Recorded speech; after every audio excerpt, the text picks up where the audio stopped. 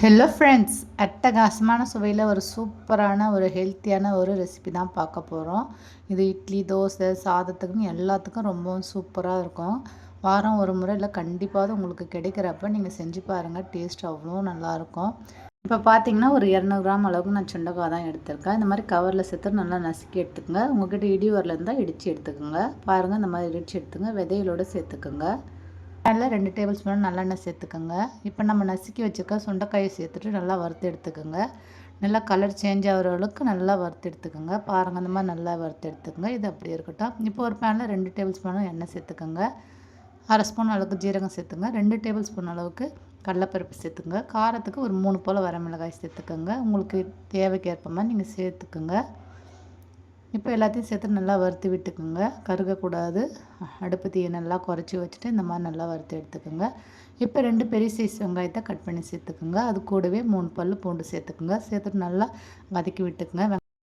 வெங்காயம் பார்த்திங்கன்னா கண்ணாடி பதத்துக்கு நல்லா வதங்கி வரணும். அந்தளவுக்கு நல்லா வதக்கி விட்டுக்குங்க.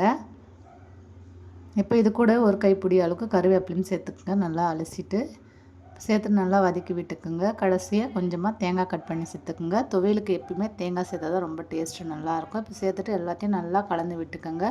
இப்போ ஸ்டவ் ஆஃப் பண்ணிவிடுங்க. இப்போ கடைசியாக நம்ம வதக்கி வச்சுருக்க சுண்டைக்காயும் சேர்த்துட்டு நல்லா வதக்கி விட்டுடுங்க. ஆற விட்டுடலாம். இப்போ இதை அப்படியே ஒரு மிக்சர் ஜாருக்கு மாற்றிட்டு கொஞ்சமாக புளி சேர்த்துக்குங்க. தேவைக்கேற்ப கொஞ்சமாக உப்பு சேர்த்துட்டு நல்லா கொரகொரப்பாக அரைச்சி எடுத்துக்கோங்க. பாருங்கள், இந்த மாதிரி நல்லா கொரகொரப்பாக அரைச்சி எடுத்துக்கோங்க. இப்போ இதுக்கு ஒரு தாளிப்பு போட்டுக்கலாம். ஒரு பேனில் 2 ஸ்பூன் அளவுக்கு நல்லெண்ணெய் சேர்த்துக்கோங்க. இந்த ரெசிபியை ஃபுல்லாக நல்லெண்ணெய் செய்யுங்க. அப்போ தான் டேஸ்ட் ரொம்ப சூப்பராக இருக்கும். 1/2 ஸ்பூன் அளவு கடுகு பொரிஞ்சதும் ஒரு காஞ்சி மிளகாயை கிள்ளி சேர்த்துக்குங்க. ஒரு கொத்து கருவேப்பிலை, கொஞ்சமாக பெருங்காயத்தூள் சேர்த்துட்டு நல்லா பொரிஞ்சு வந்த பிறகு நம்ம அதுக்கு அரைச்சி வச்சுருக்க சுண்டைக்காய் துவையில சேர்த்துக்கோங்க. சேர்த்துட்டு நல்லா கலந்து விட்டுக்கோங்க. எண்ணெயில்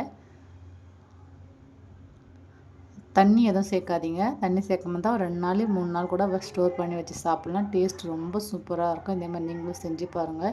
இப்போ சுட சுட சாதத்தோடு நம்ம அரைச்ச துவையில் வச்சுட்டு ஒரு ஸ்பூன் அளவுக்கு நல்லெண்ணெய் சேர்த்து சாப்பிட்டு பாருங்கள். டேஸ்ட்டு அவ்வளோ சூப்பராக இருக்கும். உடம்புக்கு அவ்வளோ நன்மைகள். சுகர் பேஷண்ட்டாக இருக்கிறவங்க கண்டிப்பாக வாரத்தில் 2 முறை சாப்பிடுங்க. உடம்புக்கு அவ்வளோ நல்லது.